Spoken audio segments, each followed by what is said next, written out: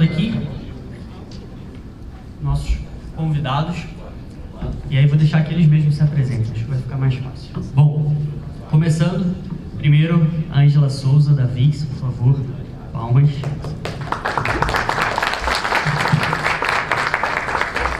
Laila Campos da RD Line. Thiago Baroni, consultor digital. E Marcel Martins, Head da Farm Global.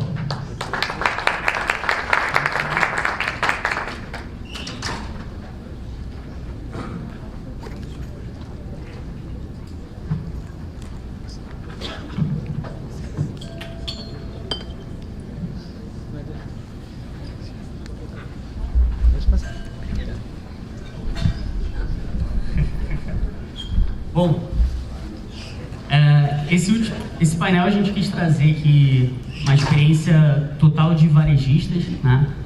Cada um deles vai falar um pouquinho, né, da marca, e a ideia aqui é a gente explorar, né, o ponto de vista do lojista, tanto que tem, que todos têm loja física e virtual, e quais são essas diferenças que a gente encara, né, e principalmente, né, quais são as projeções. A gente começou aqui falando que é o final de ano atípico, né, e como que vão ser essas projeções. E então, começar passando a conversa, papo para vocês. Se apresenta, fala a empresa e vamos começar falando um pouquinho de passado antes da gente falar de futuro. Então, qual foi o maior aprendizado que teve aí nesses 2 últimos anos um pouco diferentes? Eu acho que todo ano é diferente, né? Mas esses foram um pouco mais diferentes do que o normal. Vamos começar por aí? Pode ser, Marcel? E a gente vem aqui. Super. Alô? Tudo bem, gente? Meu nome é Marcel, sou Head Digital da Farm Global. Então, faz parte do Grupo Soma. Estou no Grupo Soma aí quase 9 anos. Toquei os planejamentos lá da Farm Brasil e estou na Farm Global tocando a parte digital há 2 anos e meio. Cara, os últimos 2 anos, né? Os últimos 2 anos eu peguei o início da pandemia na Farm Brasil, então entendendo os desafios do Brasil, e terminei a pandemia entendendo os desafios dos Estados Unidos mais especificamente. Cara, a lição que eu tiro é que você não consegue prever, cara. Assim, o pessoal tava falando muito de digital, né? Assim, digital pra mim não... Cara, você tem que reaprender o tempo inteiro. Você pega... O TikTok nasceu para ser uma plataforma de ensino, e tá no ramo de... ainda vende isso, mas com uma pegada completamente de mídia, assim como Facebook, como Meta, né, como Google e por aí vai. Instagram era foto, hoje é vídeo. Snapchat acabou de comprar uma gigante do varejo, 125 milhões de dólares, focando em uso da roupa do meio digital para você ter certeza que você está comprando a roupa com o fit correto. Você tem que se adaptar, você não sabe de nada, seu cliente muda, os gostos dele mudam. Então, no Brasil a gente começou com uma queda na venda, depois o digital começou a responder pra caramba. O que vai acontecer depois da pandemia? Esperava-se que o digital tinha aprendido e a partir de agora ia bombar. Tudo mentira. Demos um passo para trás de volta, né? Ainda caminhando para frente, mas não os 10 passos que a gente tinha dado antes. Então é isso, acho que é assim, muito entendimento do que está acontecendo e se adaptando. Varejo. Boa tarde, sou Ângela Souza, tenho mais de 20 anos aí de varejo. Fui longos anos da Mareflor, vi a integração do Grupo Soma, né, durante todo esse momento aí de pandemia, onde a gente pôde viver uma grande aceleração digital, um grupo. E tem 5 meses que eu estou na VIX Paula Hermani, né, que é uma marca beachwear, que é um segmento diferente da Mareflor, que é uma marca mais comercial, a VIX é uma marca mais premium. E eu acho que o Marcel, né, colocou bem aqui, né, todos os desafios.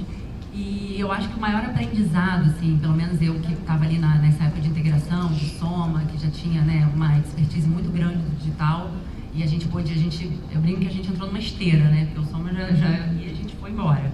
Na época da Mareflor, eu acho que foi essa integração com a equipe de vendas, porque até onde se pôde, se resistiu ao digital, né, isso é verdade. E quando teve a pandemia, não tinha outra opção, né? Era o único canal de venda, você não tinha para onde correr. Eu acho que as equipes de vendas conseguiram abraçar isso, conseguiram se dedicar de verdade, tirar aquele escudo, aquela resistência, e eu acho que isso foi, assim, a grande chave. E acho que as empresas também não tiveram outra opção, né? Não só a equipe de vendas. Então, eu acho que também mudou, né? Alguém falou aqui mais cedo sobre a cultura digital. E isso, para mim, é a grande chave de qualquer empresa para alavancar nesse sentido, é a cultura, porque faz muita diferença, né?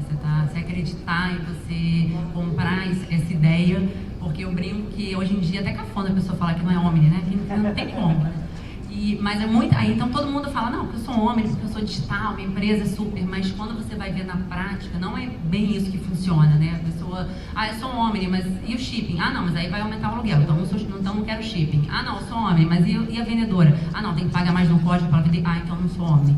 Então eu acho que esse foi um grande aprendizado, assim, para empresas e para as pessoas como um todo, no contexto. Boa tarde, eu sou Laila, sou da RD Line, uma empresa familiar há 28 anos no mercado. Comecei com 17 anos, minha irmã costurando, e hoje nós temos 8 lojas físicas, né, e o site. Eu acho que em 28 anos passamos por muitos desafios, né, imagina, muitos, mas sem dúvida a pandemia foi a pior delas.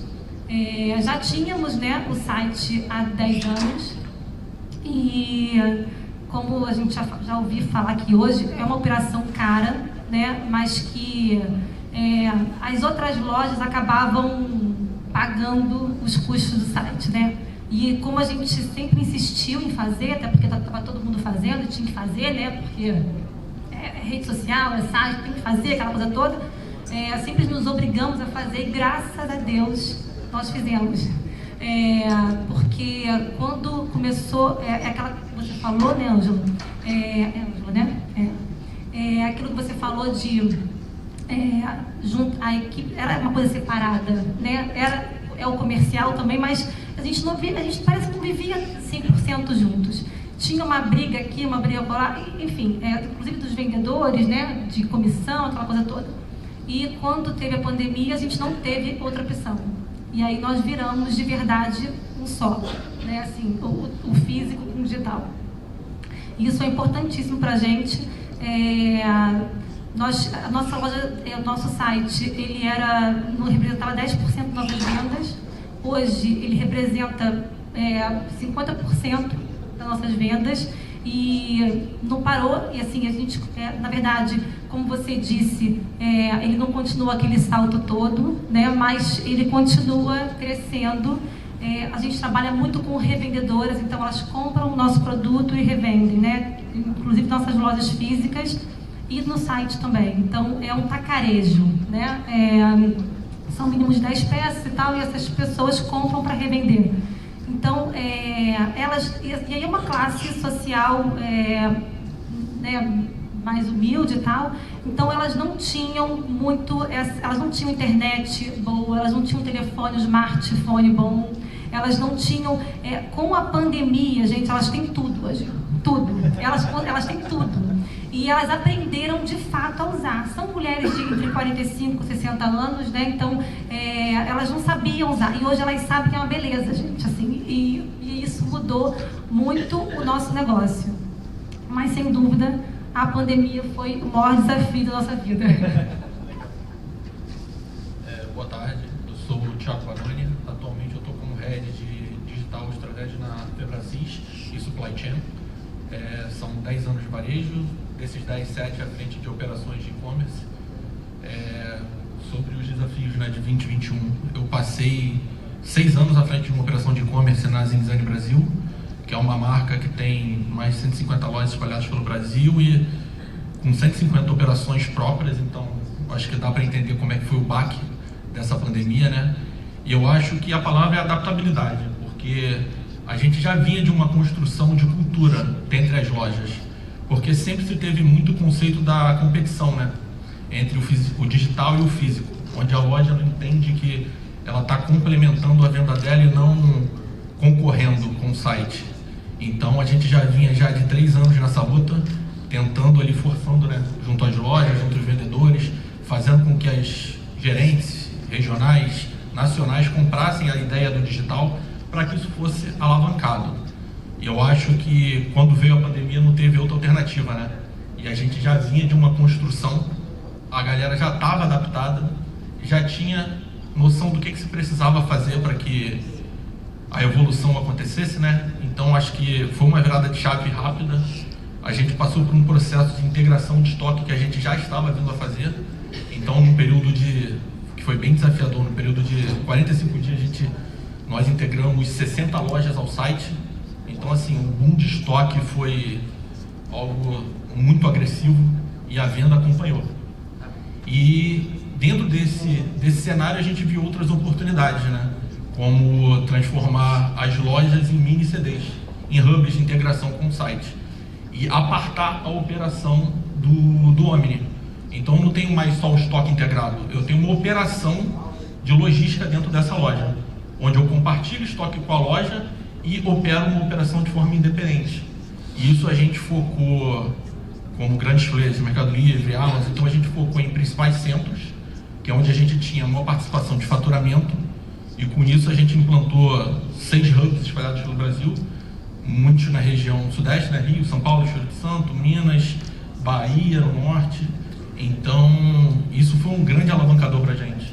E hoje lá a operação roda com 60% sendo faturado fora do CD, dentro desses hubs. E isso traz uma experiência, né? Porque eu acho que de tudo que foi falado aqui hoje, muito é sobre experiência e valor do que você entrega para o consumidor final. E desde que eu entrei lá atrás, há 7 anos atrás, o foco sempre foi a experiência e você ter uma entrega rápida, uma entrega transparente, para que o cliente ele se sinta confortável e confiante na marca. E quando você está começando o e-commerce, eu acho que são os principais pontos, né? É entregar confiabilidade para esse consumidor. E isso foi uma construção que a gente fez lá durante 6 anos e com esses projetos só corroboraram para que isso se fortalecesse. Então acho que dentre esses 2 últimos anos aí foi um dos grandes desafios e a gente conseguiu implementar lá com sucesso. Legal. Eu acho que vocês pontuaram uma coisa muito legal, né? Existia quase que uma rixa, né, do digital e o físico, né? Parecia que era como se fossem marcas diferentes ou coisas diferentes. Seria a mesma coisa que você chegar no McDonald's e você pedir um hambúrguer do Burger King, quase, assim, era um crime. Eu lembro de uma operação que eu participava, em quase 300 lojas físicas, eu entrava lá antes da pandemia, ninguém falava comigo no escritório. Isso aí não é nada. Virou a pandemia, eu era a pessoa mais amada no escritório, porque aí todo mundo passou a depender daquilo ali, né? Então essa virada de chave foi muito interessante. E aí queria pegar esse caminho, né? Como que vocês têm feito isso hoje? Porque o Marcel falou muito bem, a gente viveu um boom, como se explodiu. Aí todo mundo falou, agora não cai mais. E cara, é óbvio que ia cair. As pessoas voltam pro físico, né? A gente não tá mais no ponto que tava, a gente cresceu muito, mas a gente também não tá tão em cima como já esteve, né? Então, como que vocês têm feito para engajar, principalmente esse pessoal de físico? Porque a gente sabe que a busca do cliente inicia no online. Se a gente não tiver um ponto de contato constante ali, ele vai olhar o concorrente, né? Bem, deixa eu começar. Muito do que eu falei aqui dessas integrações, eu acho que colaboram muito para isso, né? Porque hoje o cliente está no centro do negócio, indiferente se ele vai comprar na loja física ou no digital. E isso sempre foi muito forte dentro de mim. Ele é um consumidor da marca, ele não é do canal. E quanto mais você integra esses canais e faça com que seja uma forma transparente, o e-commerce ele contribui para a loja física, ele leva fluxo para a loja. E a loja leva fluxo para o e-commerce. E a gente teve, em 2017 a gente lançou o aplicativo, e o aplicativo ele foi super engajado com a loja física, porque gerava uma integração e uma facilidade da loja para com o cliente, que nem sempre ela tinha essa experiência dentro do site. Então, eu acho que toda essa estratégia de você... Eu tenho uma frase que eu gosto muito, que é: o digital e o físico, eles não são concorrentes, eles são coexistentes. Eles se complementam. Eles são canais que um depende do outro. O físico não vai morrer, o digital não vai morrer, o digital não vai acabar com o físico. Isso não existe. É igual aquele papo de que o e-book ia acabar com o livro físico, né? Não vai. E a ideia é que eles coexistam por muitos e muitos anos. E isso vai acontecer, porque diferente do digital, no físico você tem uma experiência incrível com o vendedor. Ele te atende, ele te dá uma atenção, que no digital esse atendimento é um pouco mais frio. Você entra no site e dentro do site você tem 300 abas do lado, né? Então você pula muito rápido de uma loja para outra. A melhor mídia que você pode fazer é abrir uma loja. É a melhor mídia que você pode fazer. Eu li um artigo uns anos atrás falando sobre como a gente mensura a loja, como a gente mensurava e como a gente continua mensurando, sem levar em consideração o impacto que ela tem como mídia, né? Como, cara, o CPS da loja. Qual é o CAC que a loja está ajudando a diminuir ali. Eu passei um pouco pelas duas situações. No Brasil, a gente tinha uma pancada de loja, o e-commerce crescendo. Lá fora, o contrário, né? O nosso e-commerce é 90% da receita, da parte de varejo, e a loja a gente está abrindo aí com um plano agressivo de abrir loja. Cara, a loja, assim, se a loja se pagar, ela traz receita adicional para o e-commerce, ponto. Constrói marca, em todas as etapas do funil, ajuda na jornada, na retenção, cara, em tudo.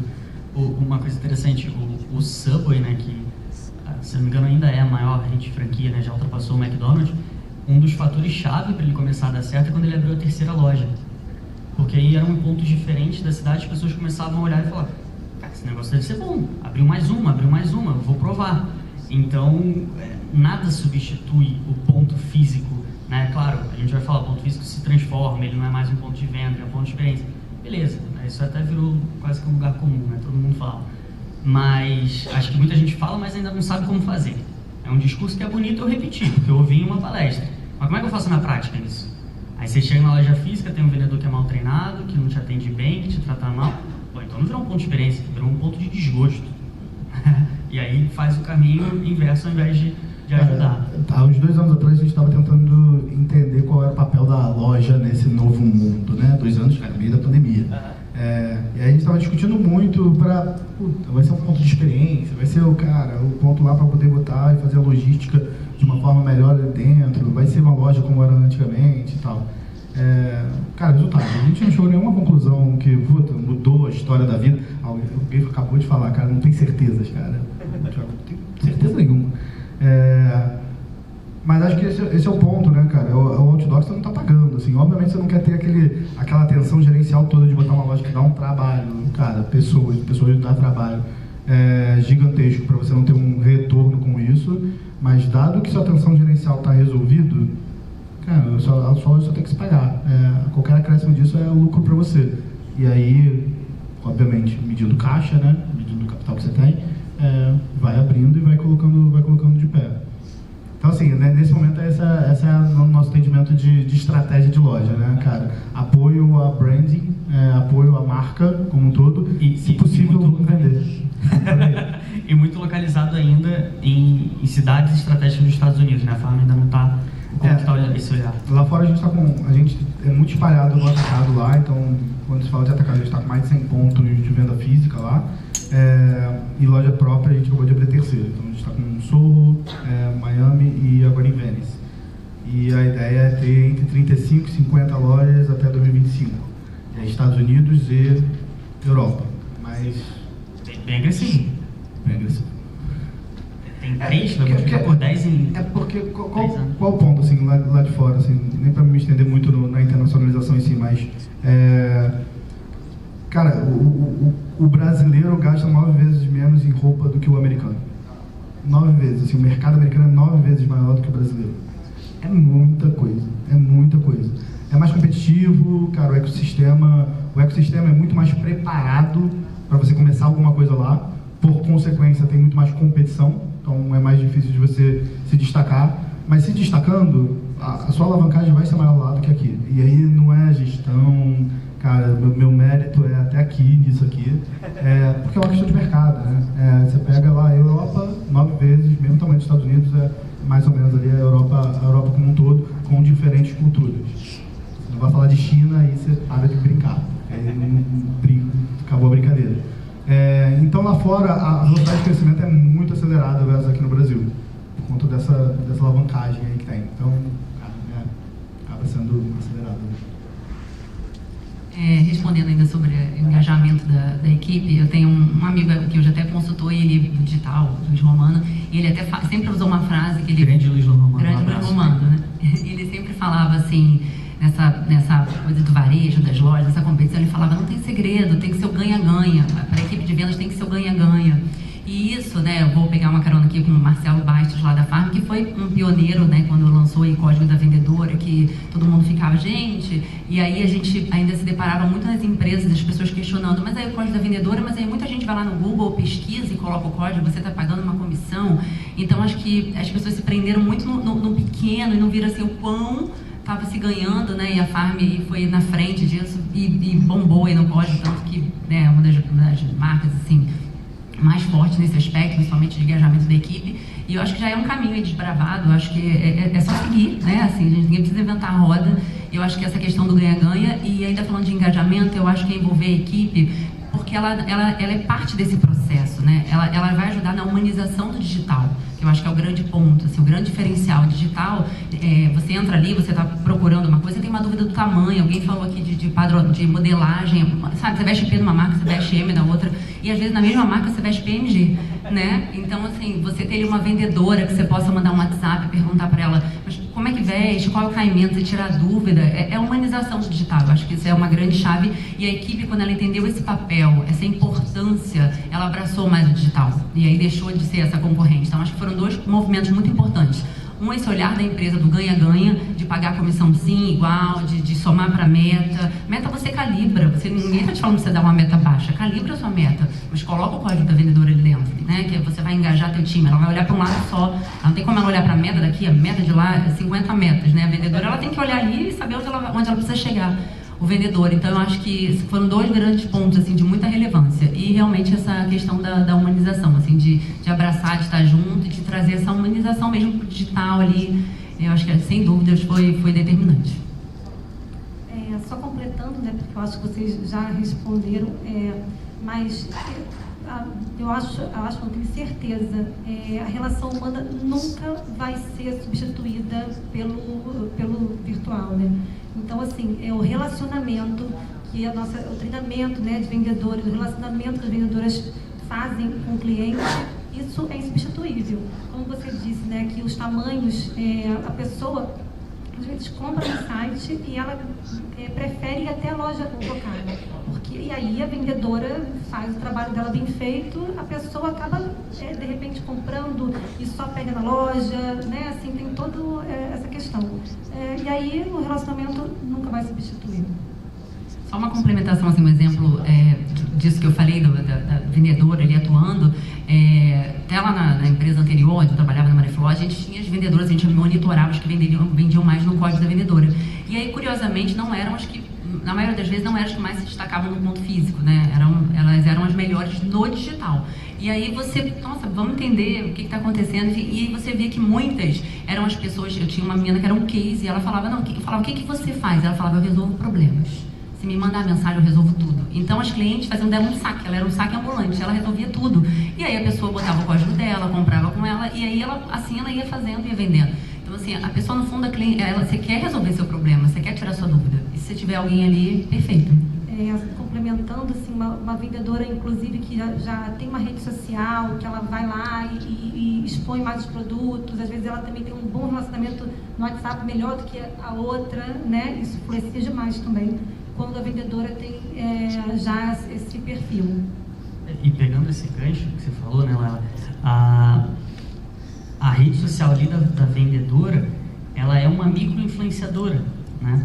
E que às vezes é muito mais estratégico e mais barato do que você pegar a grande influenciadora que todo mundo sabe que faz publi, atrás de publi, toda hora, né? Queria até, porque como eu conheço a marca, que você falasse um pouquinho, porque a RD Live fez essa mudança, né? Antes usava muito famosas da mídia e tal, e fez essa migração. Essa mudança também ocorreu muito na pandemia mesmo, né? A gente tinha uma cultura, nós somos da Baixada, de Nova Iguaçu, e a gente tinha uma cultura de colocar artistas globais, né, para poder fazer as campanhas e tal. E aí, assim, eram campanhas caríssimas, né? Porque é o produtor delas, é o fotógrafo delas, o maquiador. Então, assim, era um custo alto e a gente fazia muito outdoor, busdoor, aquela coisa toda. E com a pandemia, nós, assim, a gente até com receio, né, a gente precisou cortar muitos custos, então a gente, nós fabricamos tudo que a gente vende, tá? Então a gente tem 200 costureiras no chão da fábrica, né? Então, assim, a gente não sabia até aonde íamos poder cumprir com tudo, né? Então, o que a gente fez? A gente tirou tudo e, assim, a gente enxugou tudo e aí eu comecei a fazer. E aí eu fui para as redes sociais, eu não tinha menor pretensão disso nunca. Quando a gente começou a vender no site, a gente precisava tirar foto, né? E aí eu comecei a fazer as fotos das roupas que a gente ia lançando, uma coisa assim bem pequena mesmo, voltamos, parece que a gente tinha voltado tudo que a gente era antes, né? Bem inicial, só que de uma forma diferente. E, gente, olha, os nossos clientes e as vendas não diminuíram por conta disso, ninguém sente falta das artistas globais, todo o nosso marketing agora passou a ser digital e estamos, assim, graças a Deus, muito bem, assim. Legal. E uma coisa também, aí pegando o gancho para poder abrir para os outros também, que foi uma mudança que a RD Live começou a fazer, que foi a questão da live, né? A Farm, não sei o que faz, não sei se a Farm faz lá para fora também. A gente já testou lá fora também. Na verdade, esse ano eu tenho que testar de novo. A última vez que eu testei já faz 1 ano e pouquinho e a nossa base já está em outro tamanho. A live da Farm, especificamente, ela funciona muito bem para cliente que conhece Farm. Então, para eu conseguir gente nova, ela não é tão incrível dessa forma. É uma ótima ferramenta de recompra, de engajamento.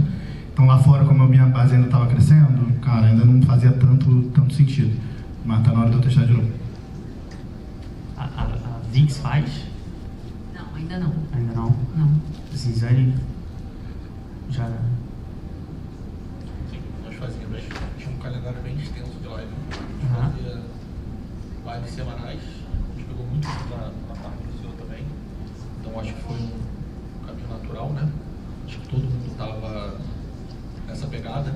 Então a gente acabou seguindo o fluxo e manteve durante uns 3 meses um processo de live bem intenso. Mas a gente fazer uma mega produção lá era bem bacana. Cara, só pegando esse gancho aqui, que eu acho que combina os dois temas ali. Cara, quando você olha todos os donos de empresa que são públicos ali, que tem um Instagram, que se esforçam ali para botar conteúdo, etc., todos têm mais seguidores, desculpa, do que a própria marca, né? E aí estou falando de gigantesco, né? Pega lá a Apple, pega o Google, por aí vai. Acabou o meu tempo. Na verdade, eu descobri, né, que assim, ninguém para falar melhor do meu produto do que eu, né? E assim, isso foi muito importante para essa retomada. A gente tem 2 lançamentos semanais e a gente faz o lançamento na live, assim, a gente pega 2 vezes no mês para fazer a live e é bem legal, assim, muito legal. E até também vi a plaquinha ali 2 minutos. Vamos agora fazer o exercício, né? A gente falou de passado, vamos projetar um pouco para frente, né? Como que vocês estão encarando, né, esse período que a gente tem agora, pré-eleição, eleição, e aí quando a gente acha que vai voltar a vender, vai ter Black Friday, entra a Copa do Mundo e pega até o Natal, né? Então, o que cada um tá pensando para encarar isso? Marcel já jogou pro lado. Isso aí eu não vou responder.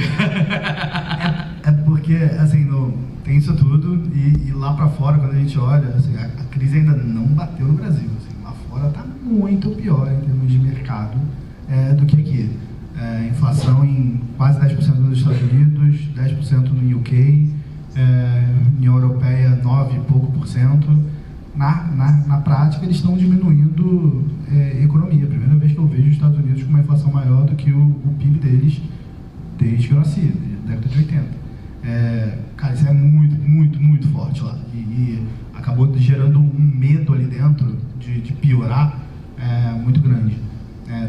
Como início de crise está pior do que o início da crise lá de 2008. Então o mercado lá está bem. É engraçado que essa expectativa, né, que você falou, o medo de comprar porque pode piorar, é isso também que faz piorar. Lógico. Porque a pessoa gera expectativa, ela fica com medo de comprar, ela não compra e o que ela está esperando acaba acontecendo. Lógico, a Farm lá fora ainda está num boom de crescimento muito grande ali, de uma marca do início e tal. Então, ano passado, aí, dado público, a gente cresceu quase 300% no digital lá fora. E aí a expectativa, obviamente, era alta para esse ano. Foi um bom crescimento, foi um crescimento dentro da realidade normal, né, não dos 300%, porque teve o digital teve a retraída, juntamente com uma crise que está forte lá fora. E aí, comparando todas as marcas que eu tenho do Grupo Soma lá com a Farm Global, isso ainda não bateu no Brasil. Não sei se vai bater, não sei se não vai bater, mas isso ainda não bateu. E é interessante porque a Farm, ela é um ticket mais alto, né? Então, teoricamente, numa crise você espera que uma marca que tem um ticket mais alto, teoricamente, sofra um impacto menor, né? Mas a Farm, mesmo assim, tá já sofrendo esse impacto lá fora. Assim, aqui a Farm Brasil tem mais ou menos uns R$200 de ticket médio, lá fora a gente tem uns $180 de ticket médio. Outro produto, coloração parecida e tal, mas outro produto, assim, matéria-prima, acabamento, etc. Exatamente. Mas $180 não é R$180, né? $180 numa roupa é realmente uma roupa cara. Cara.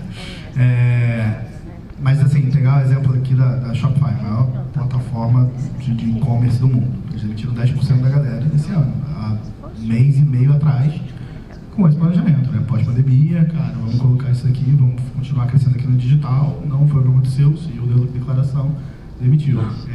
Então assim, o mercado lá fora está muito pesado, com muitas demissões. O mercado de tecnologia, principalmente voltado para o varejo, onde sente mais, né? Sem dúvida, os orçamentos estão superestimados, o pessoal veio animado aí no pós-pandemia, super acreditando. Eu acredito, assim, pelo que a gente vê de movimento, enfim, a gente está com um crescimento bem considerável esse ano, mas por outras razões, até por ganho de mercado da marca, enfim, num contexto geral. Mas eu acredito de fato que está superestimado. Eu não acho que, né, como o Marcelo aí colocou, não é essa coisa toda. Acho que a gente vai aí começar a equalizar, né, chegar no meio do caminho, porque eu acho que tinha uma expectativa muito grande e a gente está crescendo sobre um ano de pandemia ainda, né, o ano passado. Então, assim, um crescimento muito puxado. Esse ano no digital é muito mais forte, porque agora tem varejo ali, tem físico, né, acontecendo. Então, de fato, agora eu acho que ainda tem espaço, né? A gente olha aí, pensando até no cliente que já está na nossa base, o cliente multicanal, né? Dos melhores cases, em torno de 30%. Então, assim, olha quanto tem ainda para avançar, para pegar esse cliente, para aumentar a recompra dele, para trazer ele para comprar mais. O cliente, a gente sabe que o cliente multicanal, ele compra 7 vezes mais. Então, tem muita coisa ainda para a gente fazer, acho que melhorar a experiência, conveniência, né? Quem compra no digital quer isso, quer conveniência. Então, tem muito para a gente evoluir ainda nesse aspecto, para a gente fazer, mas sem dúvidas eu acho que aos poucos. Lá a gente está bem otimista para o Black Friday. Eu acho que um outro desafio também para o digital é sair desse looping de, pelo menos no meu segmento, assim, acho que a maioria das marcas de moda sai do looping do desconto eterno. Tem que sair disso, né? Se você não bota um reloginho, você não vende. Se você não bota um desconto, você não vende. Tem que sair. Eu acho que as marcas têm que se fortalecer, o branding, né, tem que estar muito fortalecido para a gente poder trazer e fazer essa venda sem esse desconto, né, o tempo inteiro. Até porque, só complementando, né, o Black Friday ele vem dos Estados Unidos, em que a venda forte para presente não é Natal, né? Então a gente tropicaliza uma data que mata a nossa principal data. Então, se a gente queima margem no Black Friday, a gente não tem faturamento, né, pro resto do ano. E o Black Friday era uma sexta-feira, depois foi virando uma semana e agora virou um mês. Então, de fato, a gente tem que olhar para isso e as marcas têm que se dar as mãos, né? Porque senão vai uma, vai outra, vai todo mundo, porque se não for, né? Se você não tiver um posicionamento muito forte, né? Muito estabelecido, e eu acho assim, hoje eu faço parte de uma marca muito fortalecida, como marca mesmo, um branding muito mais fortalecido, não uma marca tão comercial, uma marca mais premium, onde desconto, assim, realmente não. Então, eu acho que isso exige mais criatividade. E eu estou vivendo muito esse outro lado, porque quando é uma marca mais comercial, joga um reloginho ali que, mexe o ponteiro, e aí você vai achando que isso é a única saída para você vender. E eu acho que a gente tem que ter criatividade. Tem muita coisa para a gente fazer além de desconto. Acho que desconto tem que ser a última hipótese, assim, última instância. Não tem mais o que fazer. Aí você pensa alguma coisa nesse caminho. Bem, como eu falei, né, 28 anos no mercado, a gente já passou por muitas crises, passamos pela pandemia.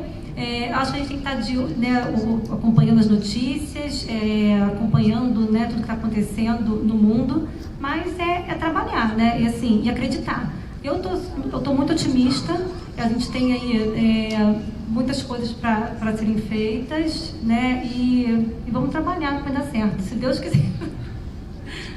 Então, pensando para frente, né, como você falou, é um ano de eleições, Copa do Mundo, uma Black Friday pela frente, eu acho que vale muito o exercício de olhar para trás, entender o que foi feito nos anos anteriores, entender o que deu certo, quais estratégias que foram coerentes, né, para a marca.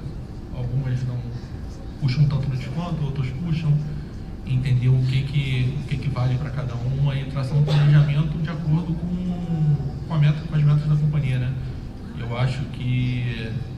não tenho certeza que esse ano é um ano que a gente tem que ir além, fazer mais do que nós fizemos no ano anterior.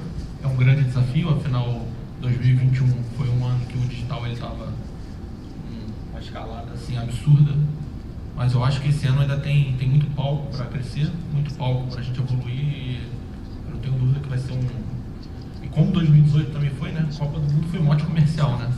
Então eu acredito que esse ano não vai ter essa de mascarar ou encobrir a Black Friday. Eu acho que vai ser um mote a mais aí para a gente poder abortar o tema e fazer isso crescer, né?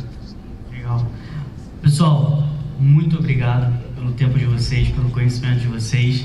Foi um prazer, queria ficar aqui mais horas batendo esse papo. Bom, pessoal, obrigado também pela presença de vocês. E agora tem o próximo e último painel. Obrigado, gente. Uma salva de palmas, por favor.